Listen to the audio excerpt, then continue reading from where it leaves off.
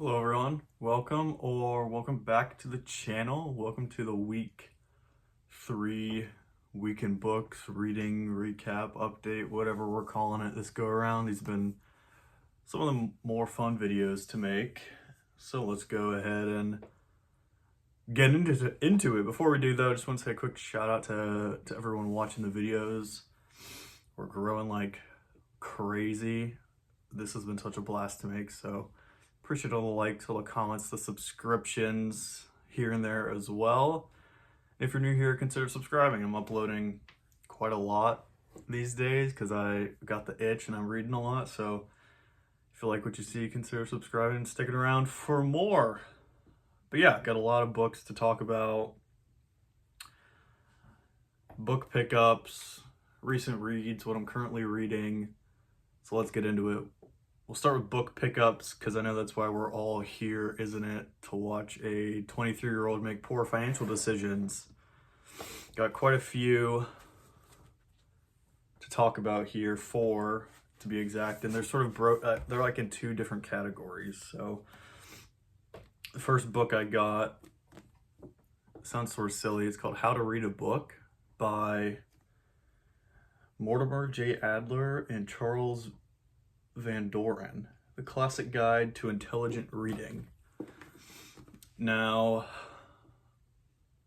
I have a video coming out a couple of days, I believe, on why I am deciding to read more classic books and maybe being a bit more selective with what I'm reading for a multitude of reasons, and I'll get into that in my later videos. But I thought this book would be something to keep tabs on, leaf through a chapter or so a week, and just learn how to, because I know how to read, obviously, but maybe I don't know how to like read. So I think this could be a good guide on how to get the most out of my reading. We spend so much time doing it, might as well make that time count for the most of that it's worth. So yeah, more of a guidebook, I suppose, but excited to leaf through this in the upcoming year, I suppose. How to read a book. And the next one, more of a guidebook as well. This is called The New Bloomsday Book. This is a guide on James Joyce's Ulysses, which I'm going to be reading this year. And this book basically is just each chapter of Ulysses broken down into like notes and context and translations of phrases that aren't in English, things of that nature. And this will be a good companion book, and I'll sort of read them together, Ulysses and this New Bloomsday Book, at the same time to get the most out of that text, because I heard that it's notoriously difficult and I wouldn't want it to be unenjoyable my first go around. So excited to find this at a thrift store. And then next up, those first 2 books were more guidebooks, pseudo textbooks. These are now works of Russian fiction is the next category. Starting off, I got this just yesterday. This is The Idiot by Fyodor Dostoevsky. I had a $5 off like reward at Barnes & Noble, so I figured why the heck not. I'll pick this up. This completes my collection of the 5 big Dostoevsky novels with Notes from Underground, The Idiot, The Brothers Karamazov, Demons, and am I missing one? Notes from Underground, The Idiot, Brothers Karamazov, Demons, Crime and Punishment. Hello. So yeah, pick this one up. Now I have all 5. I've read Notes from Underground, and I'm looking to read The Idiot, Crime and Punishment, and Demons before reading The Brothers Karamazov. So a good pick up there. And then continue on this Russian train, we have The Master and Margarita. I got this actually off of Facebook Marketplace for $5. It was brand new, never read. This is by Mikhail Bulgakov. translated from Russian, written in the 1930s, I believe. And this, if you know nothing about this book, I'm super excited about this. This is like pseudo fantasy satire, sort of has a little bit of everything. It is like a satirical take on Soviet Russia in the 1930s and like a hypothetical situation of what would happen if like I forget sort of like what the premise of it is, but essentially what would happen if the devil came to town in atheist Soviet Russia, which sounds fascinating. And apparently there's a talking cat in here. And yeah, and it's allegedly Daniel Radcliffe's favorite book, it says on the inside of the cover. So excited to get into that eventually in due time in my Russian era. But yeah, enough yapping about the new books. Got 4 new books this week and excited about all of them, which is good. That usually doesn't happen. Sometimes I'm like, oh, maybe I'll like, well, I know I'll like it, but I'm like, I haven't heard of this before. All 4 of these I was on the lookout for, which is great. Apart from that, let's see, I got some notes here and stuff I've done throughout the week. I watched the 1964 TV adaptation of The Count of Monte Cristo.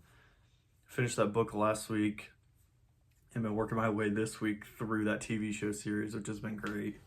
Apparently it's the most faithful adaptation, so definitely give that a shot if you've read the book. You can find it free online. And yeah, I thought it was very good and sort of helped me visualize some of the things that I had a hard time visualizing while reading it. So give that a shot after you have read the book. Now, to the books that I have read this week, I was going to make a video, like a challenge, like when I hit 100 subscribers, I was going to read 100 pages a week. But that sort of has fallen through the cracks because now we're almost at 200 subscribers and I still haven't made that video, which is insane, by the way. We're growing so fast, but I read 3 books this week, so I guess I'm sort of doing that.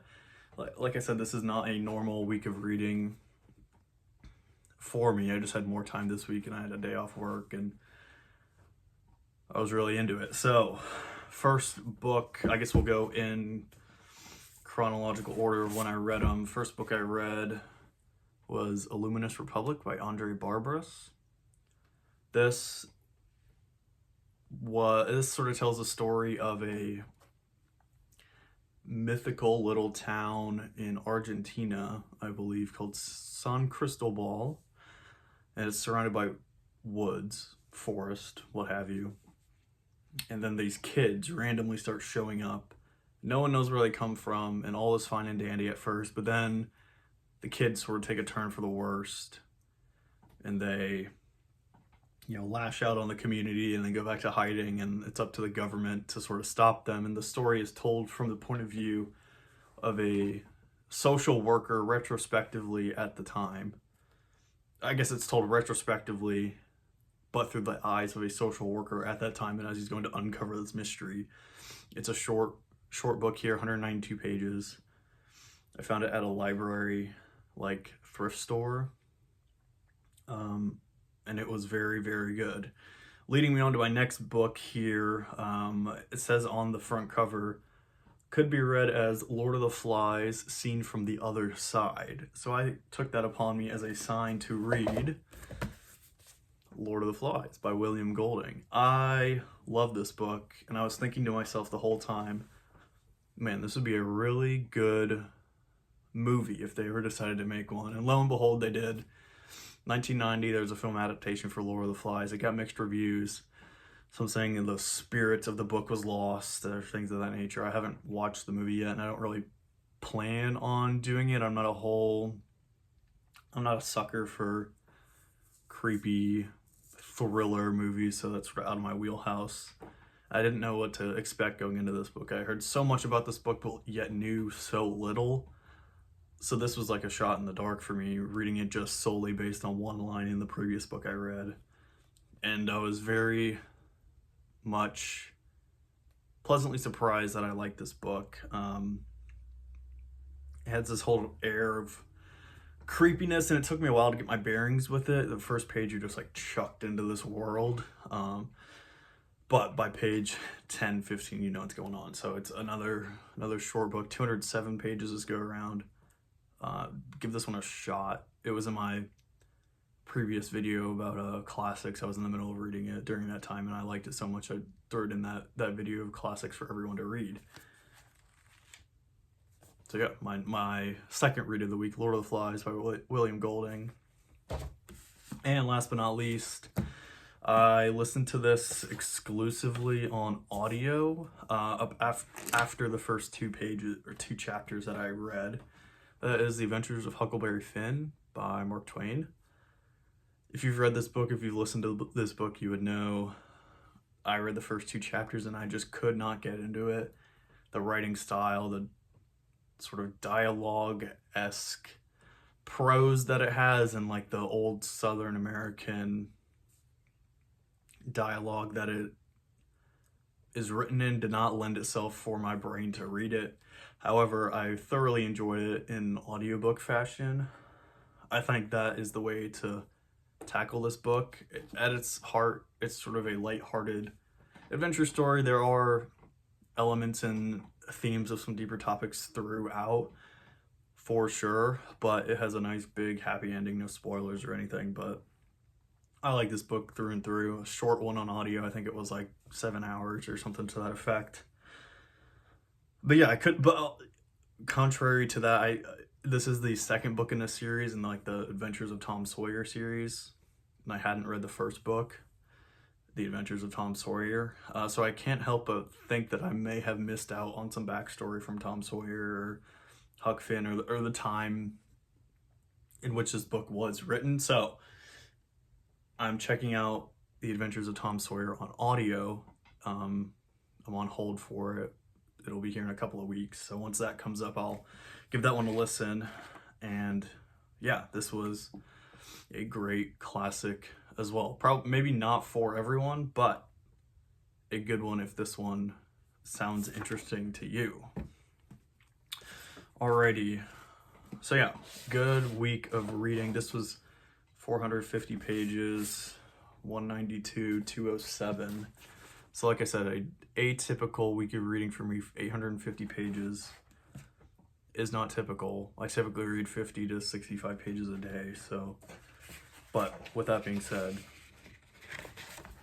lots of time on my hands and lots of reading to be done, and I was into it. And that has brought me to the title of this video here, my latest read. I literally just started it this morning.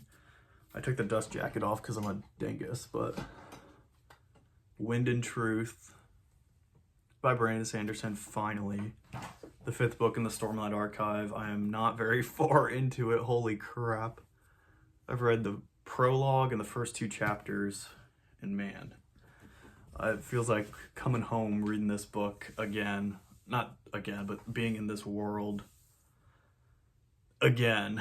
And I was sort of conflicted whether or not I wanted to pick up this book. Not to pick it up, but like to read it at this time. Because I've been reading like older works and I've been really enjoying them, I wanted to read, oddly enough, the next book I was going to read was The Master and Margarita by Mikhail Bulgakov.